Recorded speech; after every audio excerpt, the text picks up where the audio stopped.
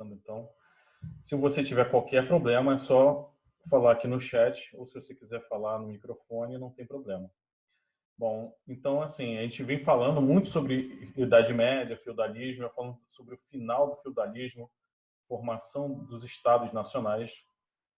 Então, a passagem, né, do feudalismo para o que chamamos hoje de capitalismo é um processo longo, demorado, que vai durar alguns séculos.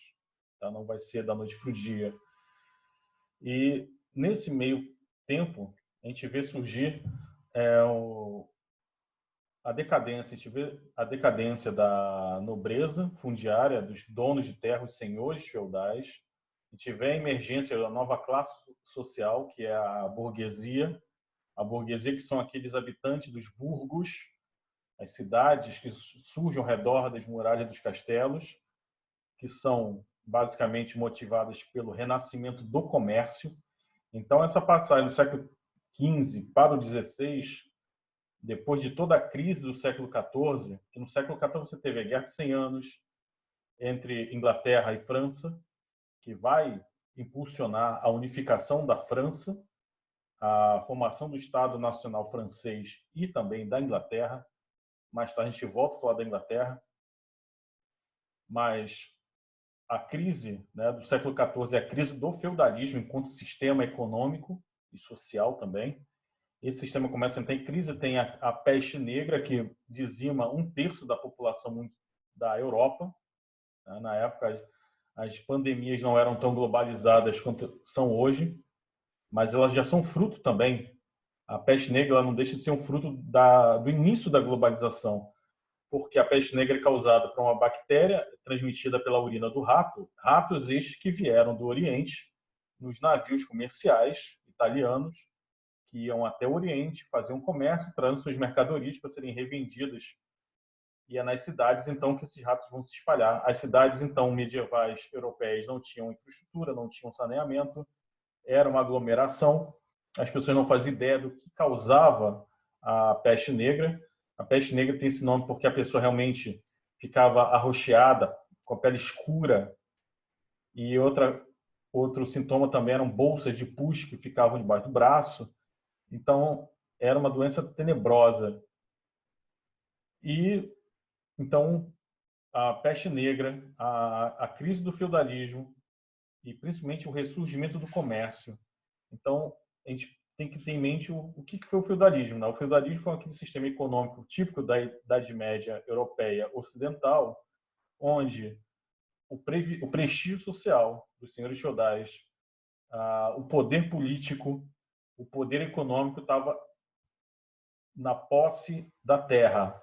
O senhor feudal, o lorde, o nobre, conde, barão, marquês, abade, eles são proprietários da terra. Eles arrendam as terras aos camponeses, que são os servos. Os servos, então, entregavam parte do que produziam como pagamento, tributo, ou então através de trabalho forçado, trabalho gratuito, obrigatório nas terras exclusivas do senhor feudal. Então, quase não havia comércio, porque o feudo, essa unidade de produção, que é a base da economia, ela é autossuficiente, produz tudo que é necessário para a sobrevivência dos seus habitantes. Então, quase não havia comércio, o comércio era muito limitado. O comércio com o Oriente era fechado, porque até as cruzadas, o Mediterrâneo Oriental estava fechado, dominado pelos árabes.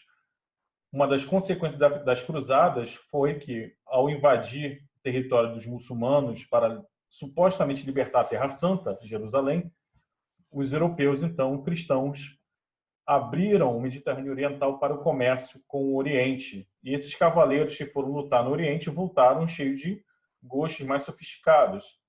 Começaram, então, a consumir produtos de luxo orientais, como seda, tapeçaria, porcelana chinesa, perfumes, joias e, principalmente, as especiarias, né, que é o tempero. Quando fala de especiaria, você imagina aquele tempero em pó, colorido, aromático, né, que muda o sabor dos alimentos. Cominho, cúrcuma, açafrão, sassafrás, canela, caril, ou curry, como a gente chama também hoje em dia. pimenta. Então, essa economia começa a voltar a florescer na Europa, surgem essas cidades comerciais e a classe que trabalha o, com o comércio, que vive nas cidades, não é nobre, não é da igreja, não é servo. Eles são pessoas livres que trabalham ou no comércio, ou no artesanato, ou com finança. Surgem os primeiros bancos também nessa época. E aí o que a gente vai chamar de renascimento comercial. O que é renascimento comercial? O renascimento das cidades. E as cidades passam a ser o celeiro de boas ideias, de troca de ideias, porque o comércio ele faz também circular as ideias. Não são apenas mercadorias, são livros, são pessoas que precisam aprender a cultura do outro para poder comercializar melhor, aprende a língua, aprende mais sobre a religião.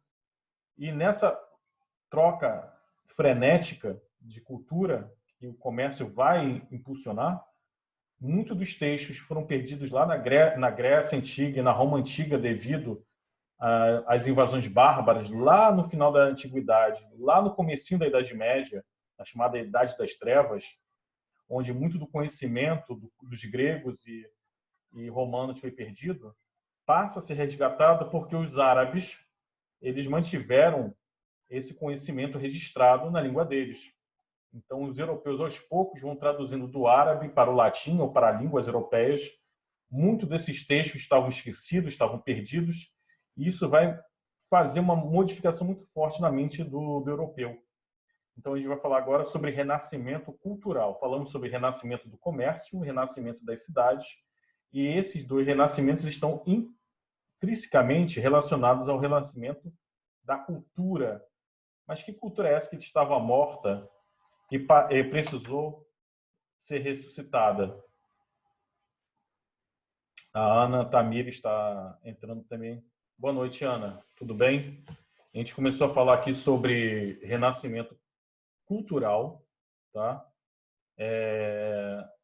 Eu fiz uma rápida recapitulação sobre crise do feudalismo e início da Idade Moderna. Então, o que vai ser o renascimento cultural? Toda aquela cultura dos antigos, dos gregos, né? Os gregos que são os pais da filosofia ocidental, possuíam poesia muito avançada, a filosofia, um sistema de pensar, né? Que é isso que é importante da filosofia, um sistema de pensar de maneira correta, não apenas ética, né? De como agir, como fazer, o que é o bem, o que é o mal, mas sobretudo. E também eles tinham literatura, poesia, os primeiros clássicos da literatura mundial ocidental são gregos, né? A Odisseia, a Ilíada do Homero. A história também começa com o grego, Heródoto. Os romanos, eles vão ser tributários desse conhecimento, mas os romanos vão se destacar principalmente no ramo da oratória e da política, da justiça. A gente deve lembrar também que a democracia surge na Grécia, a república também, a noção de república surge na Grécia. Então, os romanos vão ser tributários, vão também desenvolver uma sociedade rica em filosofia, literatura, a justiça, né? O direito romano é estudado até hoje para quem estuda direito. Então, tudo isso se perde com a Idade Média, meio que esquecido.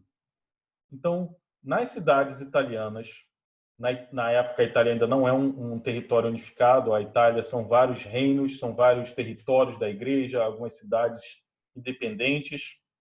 E essas cidades independentes, que muitas das vezes conquistam sua independência comprando a sua independência de alguns senhores feudais, comprando de alguns imperadores, de alguns reis, ou até mesmo através da guerra, já que eles vão ter muito dinheiro devido ao comércio, eles vão também ter exércitos particulares, mercenários para defender seus interesses comerciais. Gênova e Veneza, principalmente, começam a dominar o comércio e a política no Mediterrâneo também, não só na Europa, mas também no norte da África e no Oriente.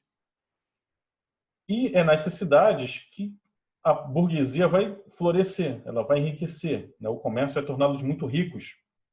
Então, eles vão querer também criar uma justificativa para tal riqueza, um certo glamour, né? Então, A herança também do Império Romano, as ruínas do Império Romano estão na Itália, então toda aquela arquitetura bonita, todos aqueles templos, o próprio Coliseu, as esculturas, belas esculturas romanas.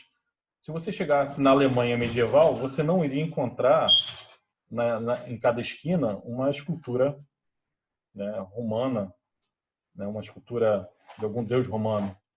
Era aquela arte medieval feia, né, aqueles crucifixos, aqueles santos mal esculpidos, mal pintados, tipo da Idade Média. Mas já na Itália não. Você teria então vários monumentos, o próprio Coliseu, como eu falei, ele está de pé até hoje, 2000 anos quase de idade.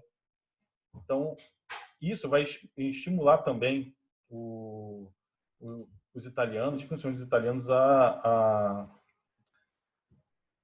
cultivar a beleza, os valores dos romanos antigos. Então, eles vão tentar resgatar essa cultura da Grécia e da Roma antiga, essa valorização do homem, em contraponto à cultura da Idade Média. A cultura da Idade Média, uma cultura teocêntrica, né? Vocês já aprenderam isso, ou seja, uma cultura que valoriza principalmente a religião, valoriza principalmente a fé, passa a ser substituído então por uma filosofia, uma visão de mundo baseada na valorização do homem, do terreno, do aqui e agora. Isso chamaremos então essa visão de humanismo ou de antropocentrismo. Chamaremos então esses artistas, filósofos, pensadores, poetas que vão tentar resgatar essa cultura da Grécia e da Roma antiga de humanistas. Então vão se destacar em várias áreas. Aliás, esses humanistas não vão ficar apenas em uma área só. Era muito comum eles serem poetas, mas filósofos, mas também escultores. Um exemplo maior deles é com certeza o Leonardo da Vinci. O Leonardo da Vinci ele era escultor, pintor, desenhista, mas também era arquiteto, engenheiro, anatomista, o melhor, né? Até então era proibido, a igreja proibia as pessoas de tocarem os corpos, estudarem os cadáveres, né? Ele não, ele contrariava tudo isso e entrava nas criptas, catacumbas, cemitérios, pegava corpos e dissecava para estudar, anotava, desenhava, com tudo de uma maneira perfeita. Ele vai se destacar principalmente porque tudo que ele fez, ele se destacou em excelência. Mas também tem outros nomes, né? Na Itália você tem Michelangelo, Miguel Ângelo, como é chamado também, vai pintar a Capela Sistina, La Pietà. Então eles vão resgatar temas pagãos, né, da Grécia e da Roma antiga, mas também vão começar a pintar e esculpir, se inspirar nas escrituras cristãs também. Então a igreja, a princípio, via com maus olhos, mas também a igreja era a instituição que desde a antiguidade a igreja cristã, a igreja católica, apesar de não ser pagã, muito da cultura greco-romana ela guardava, ela era detentora dessa cultura. Então ela pega para si o Renascimento também, e muitos desses pintores e escultores vão também ser patrocinados pela Igreja Católica. As pessoas comuns, né, pessoas ricos burgueses, banqueiros, pessoas influentes na sociedade italiana que bancavam esses pensadores, esses artistas, nós chamaremos de mecenas. Tá? Então, os mecenas eram aqueles que bancavam esses artistas para produzir, compravam suas obras, bancavam, porque o material era muito caro. As tintas, imagine só as tintas na época, as tintas vinham do Oriente, né? Eram uma pequena quantidade e custavam uma pequena fortuna.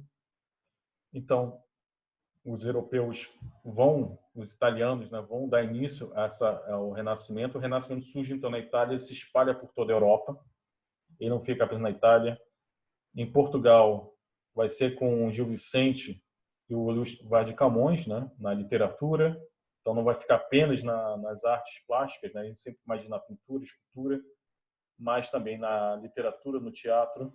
E na Inglaterra, quem vai se destacar é William Shakespeare, suas peças clássicas como Hamlet, como Rei Lear, o Mercador de Veneza, Romeu e Julieta. Já mais para o norte, na Alemanha, Holanda, o Renascimento ele vai se dar também por filósofos, pensadores, alguns membros da igreja também, como Erasmo de Roterdã, que vai escrever também, criticando também a igreja. Ele, membro da igreja, vai criticar a igreja também, porque na Itália todas aquelas obras da igreja elas vão ter um custo também. Elas vão ser esplendorosas, como a Capela Sistina, mas vão ter um custo. Esse custo vai sair da onde? Do bolso da população, dos fiéis, né? Porque aí a gente vai engatar agora o Renascimento com a Reforma Protestante, que está caminhando para e passo, né? E para você ter o dinheiro, né, o Papa, então, vai colocar um exército, praticamente um exército de monges peregrinos que vão pedir esmolas, vão vender amuletos, falsos objetos sagrados para conseguir dinheiro. Então vai surgir uma indústria do perdão na igreja. Quem cometesse um pecado, pagava pelo perdão. O cara pecou a vida inteira, teve uma vida desgraçada, mal, a vida inteira. No final da vida, o cara se arrependia, pedia perdão, e em troca a igreja perdia, sei lá, terras, parte da riqueza do cara, era deixado então para a igreja. Então a venda de indulgências e o comércio da simonia. Simonia era a venda de artefatos religiosos supostamente sagrados, mas falsos, que eram vendidos como sendo genuínos. Na verdade, eram fajutos, né? Eram falsidades. Por exemplo, os caras vendiam dente tirado da caveira de São João Batista. Os caras vendiam o cabelo, dizendo que era um cabelo de Jesus Cristo, um pedaço da roupa de Cristo.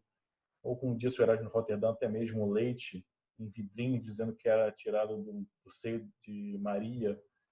Então, isso tudo vai criar um certo descontentamento popular também. Vamos começar a ver que existe membros da igreja que são corruptos, que se aproveitam da boa vontade, da ignorância da população para enriquecer. E membros da própria igreja vão começar essa crítica. Eu falei do Erasmo Roterdã na Holanda, ele vai ser um crítico disso tudo, mas ainda assim um forte defensor da Igreja Católica. Só que lá na Alemanha, a Alemanha não era a Alemanha, né, eram vários reinos germânicos que faziam parte do Sacro Império Romano Germânico. Surge então um monge. Esse monge, um teólogo, estudante da Bíblia, membro da igreja, ele, cansado de ver tanta coisa errada dentro da igreja, ele escreve então 95 teses, ou seja, ele bota numa folha e diz 95 coisas que estão muito erradas na igreja. Ele chega na abadia de Wittenberg, que era onde ele vivia, prega na porta, os monges abrem, pegam aquilo, leem, e a igreja fica, obviamente, contra ele. Não aceita aquela crítica construtiva do nosso amigo monge, que é o Martinho Lutero, em inglês Martin Luther. Então, Martinho Lutero, ele dá um início à reforma com essas 95 teses. Mas ele não faz isso apenas porque ele está revoltado com a igreja. Há também todo um pessoal atrás dele, há todo um interesse de se reformar a igreja, de se criar uma nova igreja. Na passagem da Idade Média para a Idade Moderna, surge a burguesia, mas o estilo de vida da burguesia, que valorizava o trabalho, o enriquecimento, eram elementos que a Igreja Católica criticava duramente. A Igreja criticava a busca pelo enriquecimento. É só a gente lembrar que Cristo chega e diz que é mais fácil um camelo passar pelo buraco de uma agulha do que um rico entrar no reino dos céus. Então, para a Igreja Católica da Idade Média, a riqueza era algo ruim. Por mais que a nobreza fosse rica, por mais que a igreja tivesse riqueza, o bom cristão... Boa noite, Camille. Bem-vinda. A gente está falando agora sobre reforma protestante. Já falei um pouco sobre o renascimento cultural, renascimento comercial fiz uma rápida recapitulação sobre a passagem da Idade Média para a Idade Moderna. Então, o Martinho Lutero, ele meio que vai dar voz à burguesia, porque o estilo de vida burguês era criticado pela igreja. A igreja dizia que não se poderia emprestar dinheiro a juros.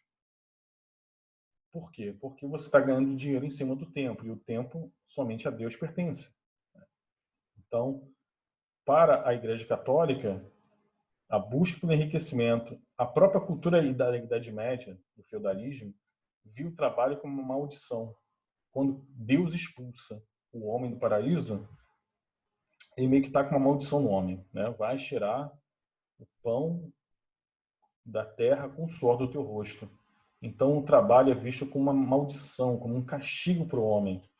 Então, as classes dominantes da Idade Média não trabalhavam. A igreja não trabalhava, o clero, os senhores feudais não trabalhavam, de fato, né? Somente os servos é que trabalhavam, os camponeses, os aldeões, os vilões é que trabalhavam. Já aí surge a burguesia está enriquecendo, ela busca enriquecer, ela não, mas ela fica com aquele peso na consciência. O que adianta você enriquecer, mas aí o padre está dizendo que você vai para o inferno, né? Você não pode emprestar dinheiro a juros, você tem que vender sem lucro. Então, o que adianta você ir lá no Oriente, pegar canela para vender no mercado europeu, se você não vai ter lucro? Então, a burguesia vê no Martinho Lutero uma forma de ampliar seus negócios e não ir para o inferno, né? Então, é necessária uma nova fé para os novos tempos. E fora, além da burguesia, também tínhamos membros da nobreza. Como eu falei, o que a gente chama hoje de Alemanha, naquela época, eram vários reinos, independentes uns dos outros. Esses reinos faziam parte do Sacro Império Romano Germânico, mas eles eram meio que independentes. Mas tinha o papel da igreja interferindo sempre nos assuntos internos dos principados e dos reinos. Então, esses príncipes, esses reis alemães, começam a ficar muito insatisfeitos, muitas das vezes, com a intromissão na política feita pela Igreja Católica. A Igreja não cuidava apenas da questão de fé, questão espiritual, ela se intrometia diretamente em questões de dinastia, sucessão dinástica, disputa entre reinos. Geralmente quem mediava era a Igreja, mas ela nunca era imparcial. Muitas das vezes ela apoiava deliberadamente alguém por interesses pessoais, interesses familiares. Então, alguns príncipes começam a ver o Martinho Lutero, que quer romper com a igreja, criar uma nova igreja, como uma forma de se livrar da influência política da igreja. Então, não é apenas a burguesia, há também a nobreza e os príncipes alemães que não querem mais a intromissão da igreja nos assuntos políticos, assuntos mundanos. Até aqui tudo bem, gente? Alguma dúvida? Estou indo muito rápido. Alguém quer fazer alguma colocação? Ok? Então, o Martinho Lutero, ele foge, ele é excomungado, ele é levado para uma espécie de parlamento da época, que era a Dieta de Worms, onde até o imperador, membros da igreja, do alto clero, vão participar e vão esperar então que ele se explique, que ele refute as 95 teses, mas para surpresa geral, o Martinho Lutero ele confirma tudo aquilo. E é claro que ele não é nenhum maluco, ele faz aquilo porque ele sabe que tem apoio, tanto da burguesia, quanto dos príncipes, e parte da população também vai apoiá-lo. Então ele foge, ele acaba sendo acolhido por membros da nobreza, ele é protegido. É claro que a igreja não vai aceitar isso pacificamente, mas então ele rompe diretamente e cria uma nova igreja, que a gente chama hoje de igreja protestante, ou no caso dele, a igreja luterana. A igreja luterana que ele vai fundar ainda se tem alguns traços da igreja católica, alguns ainda, né? Não há mais o culto aos santos, por mais que tivesse, né, as estátuas, as imagens dos santos nas igrejas. Não tem, ainda tem a Eucaristia. O batismo deixa de ser o batismo apenas para as crianças, né, recém-nascidas, apenas para os adultos que quiserem se converter à nova fé. Então, aos poucos vai mudando, né? Algumas coisas vão sendo deixadas de lado, outras coisas vão sendo introduzidas, uma nova interpretação da fé. O Martinho Lutero vai dizer, olha, o trabalho do burguês, do comerciante é um trabalho digno como qualquer outro. E ele vai citar Paulo: quem não trabalha não come. Então, é uma nova forma de ver também, não somente a vida que a gente viu lá no Renascimento. O Renascimento trouxe uma nova forma de ver a vida, criar, ir além dos limites do homem. Quando a gente pega uma pintura do Renascimento, aquela pintura a óleo, que parece viva, aquela escultura realista, parece que você tocar é macia, de tão realista que é, ela nos diz muito sobre a visão desses novos homens do Renascimento, que vão valorizar o homem, vão valorizar a vida terrena. Não é que eles vão deixar de acreditar em Deus, não é que eles não vão querer ir para o céu, só que no caminho para o céu também eles querem aproveitar a vida aqui na Terra. E aí a gente vê a burguesia precisando de uma fé que justifique o seu estilo de vida. E a burguesia, então, encontra no Martinho Lutero. Então, ele vai defender dizendo: o trabalho é que enaltece o homem, que enobrece o homem, que não trabalha, não come. Então, ele valoriza o trabalho da burguesia. Mas, quando surge uma seita protestante chamada Anabatistas, eles eram contra o batismo de crianças também, esses anabatistas começam a ter umas ideias de ir contra a exploração dos senhores feudais, de se revoltar contra a tirania de alguns príncipes e a exploração feudal que ainda permanecia.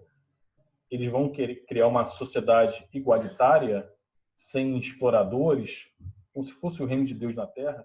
Que o Martinho Lutero vai dizer: olha, pode matar todo mundo porque essa ralé aí está se levantando contra os príncipes, contra os governantes.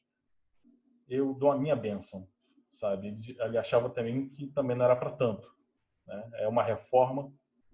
Hoje em dia, nós vemos o Martinho Lutero por dois prismas, como sendo o pai da língua alemã, porque ele é o cara que vai traduzir para a língua corrente a Bíblia, né? Ele vai traduzir do latim. A Bíblia, ela foi escrita originalmente em hebraico, aramaico, grego, mas ela é transcrita para o latim e era a Bíblia utilizada pela Igreja Católica. Mas o Martinho Lutero vai pegar essa Bíblia católica e vai traduzir para o alemão, para que todos possam ler. E esse é outro trabalho dos protestantes na época, de difundir a leitura, tentar educar o povo para que o povo pudesse ler a Bíblia, né? Então, cada um você não vai precisar mais de um intermediador, né, de um sacerdote. Todo homem pode ser um sacerdote, do Martinho Lutero. Basta ele orar pedindo a Deus esclarecimento, ler a Bíblia, e então ele pode ensinar também. Não precisa então de ser ordenado como sacerdote, como era na Igreja Católica. Não mais aquele negócio de a questão que tem muito na igreja, como se chama? Esqueci agora. Esqueci. Aquilo que o católico tem que fazer para o padre, confessionário, né? Não tem mais o confessionário. Os cristãos devem confessar uns aos outros, né? É o sacerdócio universal, ou seja, todo mundo pode ser um sacerdote, basta você ter fé, e é a fé que salva. E essa é outra grande novidade também para o Martinho Lutero: que vai salvar o homem são as boas obras. Lá na Idade Média, com a Igreja Católica, se uma pessoa praticou um mal, é um pecador, mas no final da vida ele deixa metade da fortuna dele para a igreja, isso é uma boa ação. Então isso tecnicamente salvaria a alma do cara. Para o Martinho Lutero, ele diz assim: o mais importante é a fé. Obras sem fé são obras mortas. Então, o Martinho Lutero vem com essa nova igreja, mas ela não vai ficar apenas na Alemanha. Ela também vai se espalhar para outras partes da Europa, mesmo onde a igreja tem muita força. Outro personagem que a gente precisa falar aqui da Reforma Protestante é o João Calvino. João Calvino, então, ele vai fazer a Reforma Protestante na Suíça. Ele era francês de nascimento, migra para a Suíça, e ele pega as ideias do Martinho Lutero e dá o toque dele especial.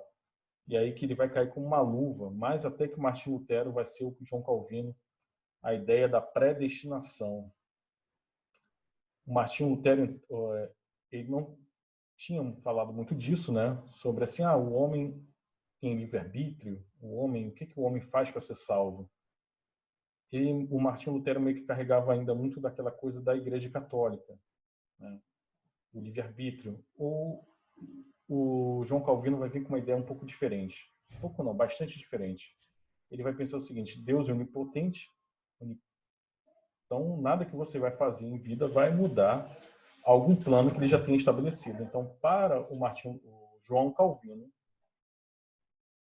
Deus já estabeleceu diante de você nascer o seu destino. Se você vai ser salvo ou você vai ser condenado. Então, o que resta ao ser humano? É levar uma vida cristã exemplar. Não dá para saber se vai ser salvo ou se vai ser condenado. O melhor, na dúvida, é levar uma vida cristã exemplar e, no decorrer da vida, caso a pessoa tivesse riqueza material, seria um exemplo de que Deus está dando um sinal de que a pessoa está sendo abençoada. Então, se o cara é um bom cristão, trabalhador, não gasta dinheiro com bebida, não gasta dinheiro com mulheres, não gasta dinheiro com festança, com roupas caras, com joias, que tudo isso é vaidade, e ele pega esse dinheiro e poupa, ele enriquece. Então, para o João Calvino, o sinal de bem-aventurança ou de salvação iminente, né, que a pessoa seria salva, é a riqueza. E isso cai como uma luva para a burguesia. Então surge uma ética, uma forma de agir, uma ética dos protestantes, que é diferente dos católicos até então. A ética protestante é uma ética de um estilo de vida bem espartano, bem simples, sem luxo. Então, comer apenas o necessário, nada de excessos, nada de festas, nada de roupas exuberantes, roupas caras, nada de joias, tudo isso é vaidade. Então, o bom cristão ele tem uma vida pia, uma vida santa. E levar uma vida santa, se você não gasta com nada disso, né? Com o melhor da vida, logo você tem uma poupança. E se você tem poupança, você pode reinvestir essa poupança para gerar mais lucro. Então a ideia do João Calvino cai como uma luva perfeitamente para a burguesia. E é essa ética protestante que vai fazer com que a burguesia enriqueça e cresça. Mais tarde, né, no século XIX, o Max Weber, sociólogo Max Weber, muito influente, ele vai, só para questionar o Karl Marx, o Karl Marx dizia, olha, mudou o estilo o modo de produção, muda também a fé, muda a forma de pensar, né? Mudou a estrutura de como a sociedade se organiza para gerar riqueza, muda a forma de pensar, muda os valores, muda os costumes, muda até a fé, muda até a religião. O Max Weber vai dizer que é o contrário, é que vai ser essa ética protestante que vai criar o capitalismo. Isso é uma interpretação muito interessante. Por exemplo, quando os primeiros colonizadores das 13 colônias britânicas da América do Norte, que mais tarde vão se tornar os Estados Unidos da América, eles são colonos puritanos, eles são protestantes.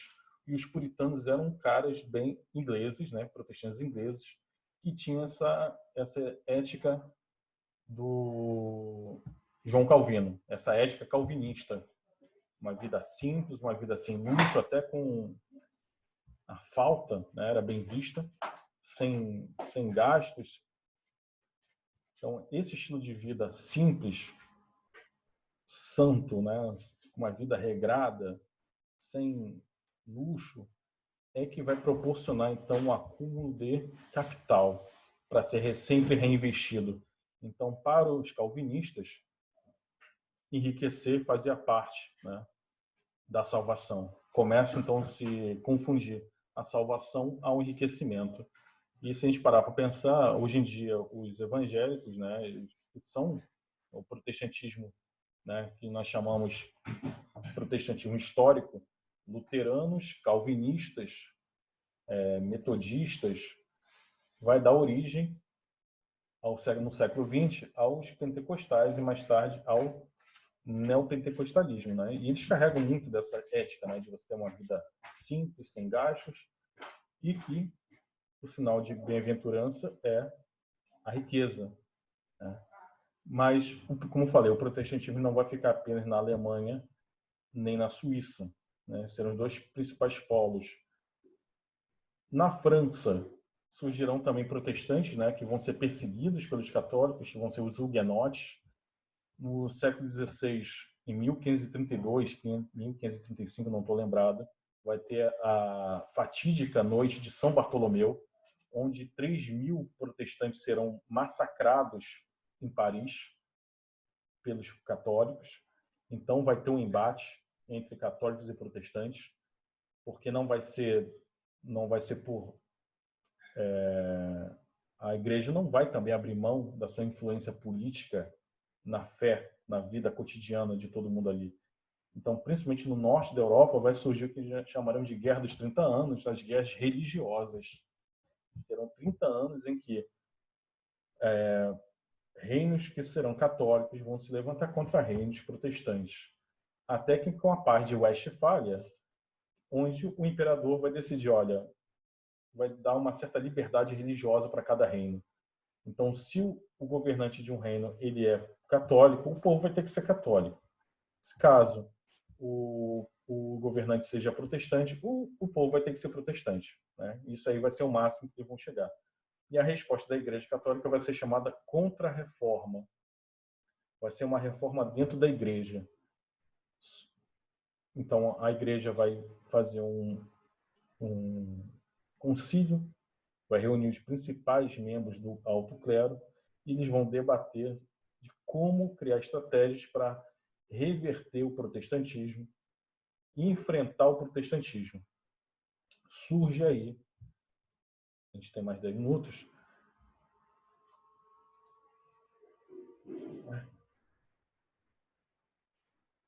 perdão, gente, aqui abriu aqui outra janela. Vai surgir, eles vão retomar o Tribunal de Santo Ofício, que eles chamam de Santa Inquisição, que vai ser o tribunal para investigar e combater as heresias. No caso, os protestantes vão ser considerados hereges a princípio, né? Vai demorar ainda muitos séculos até a Igreja reconhecer, não totalmente, né? Vai tolerar a existência dos protestantes. Então, o Tribunal de Santo Ofício vai perseguir aqueles que vierem com ideias contrárias à ortodoxia, ao dogmatismo da Igreja. Isso inclui judeus, né? Cripto-judeus, que eram pessoas que se convertiam ao cristianismo para fugir da perseguição, mas dentro de casa, escondido, praticavam o judaísmo. E os protestantes.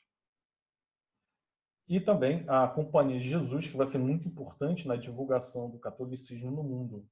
A gente deve lembrar que século XVI, que é quando acontece a Reforma Protestante, com Martim Lutero e João Calvino, é a época das grandes navegações, é a época do descobrimento da América, da colonização da América Hispânica, descobrimento e colonização do Brasil, e também do comércio com as Índias Orientais. E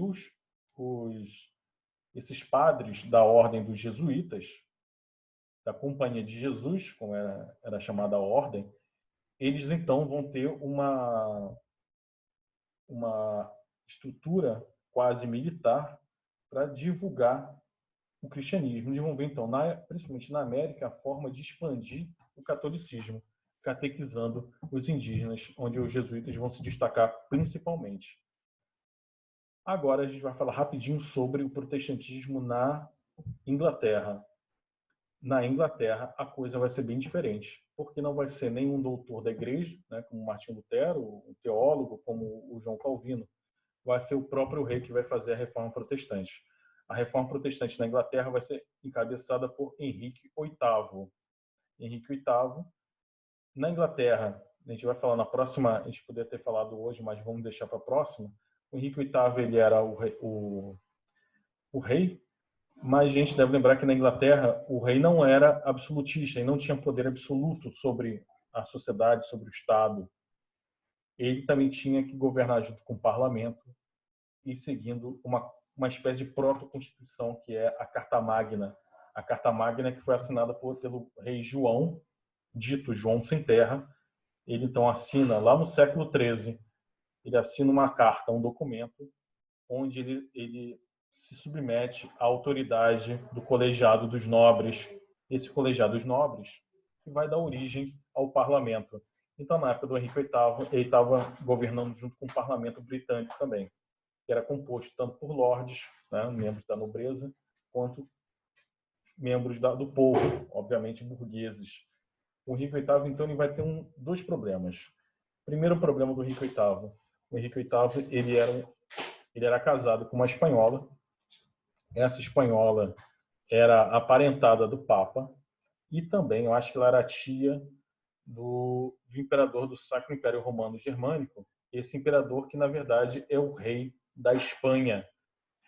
E, na época, a Inglaterra começava a disputar mercado com a Espanha. Ela estava em guerra com a Espanha.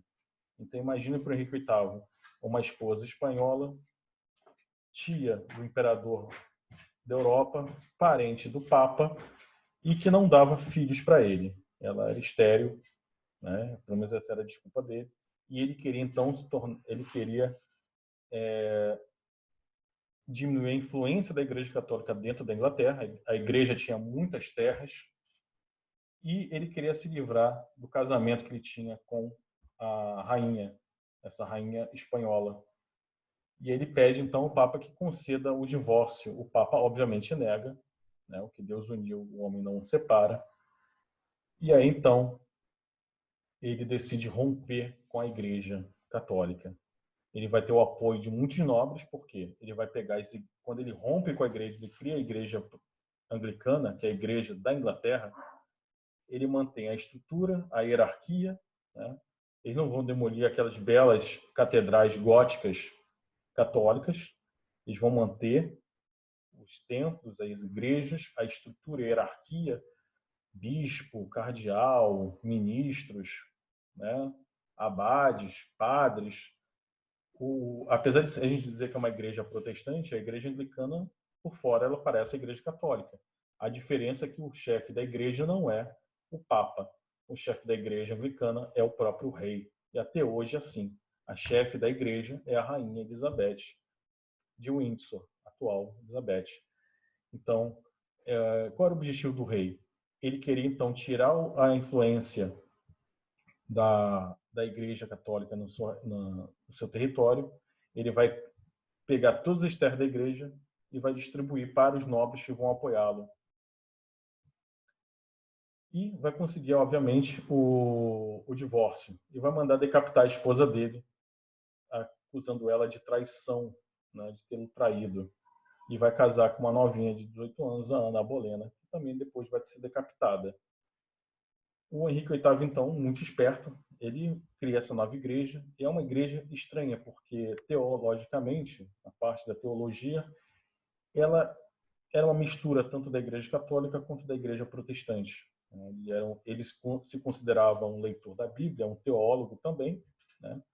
E ele, então, vai começar a influenciar na fé, né? No que as pessoas devem acreditar. Ele vai, então, pegar aquelas ideias do Jean-Jacques Bossuet, do Thomas Hobbes, de que o rei ele tem origem divina, né? Que o poder do rei é concedido por Deus, e vai tomar a igreja. Só que muitos protestantes não gostavam da influência do rei nas questões espirituais e teológicas. Muita gente, então, muitos protestantes não vão gostar porque, quando era do interesse do rei, ele queria ter apoio da nobreza e a nobreza, geralmente, ela era católica. Ele deixava a igreja com ar mais católico, né? Ele mantinha algumas coisas, uns elementos da igreja católica. Quando ele queria apoio da burguesia, ele deixava a igreja mais protestante. Então, os protestantes que ficaram contra o rei nesse assunto foram chamados de puritanos, porque queriam uma religião pura, sem influência política do rei. E esses puritanos serão perseguidos, e muitos desses puritanos serão os pais fundadores dos Estados Unidos da América atual. Porque, fugindo da perseguição política e religiosa do Henrique VIII, muitos deles vão migrar para a América para construir uma sociedade igualitária, onde eles pudessem livremente exercer a sua religião. Alguma dúvida até aqui, gente? Tudo bem até aqui? Alguém quer fazer algum comentário? Tudo certo?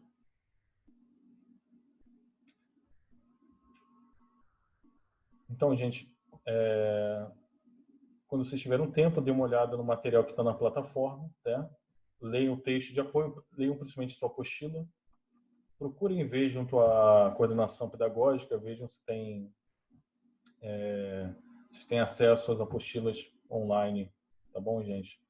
Então, tenham uma excelente noite, bom final de semana, descansem, se cuidem, tá? A gente se vê semana que vem. Mas antes de mais nada, preciso tirar foto. Não saiam, por favor.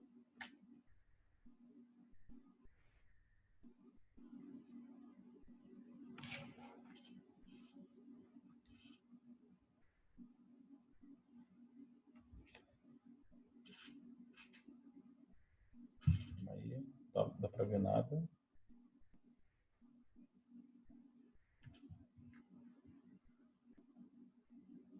Aí, tchau, meninos. Boa noite.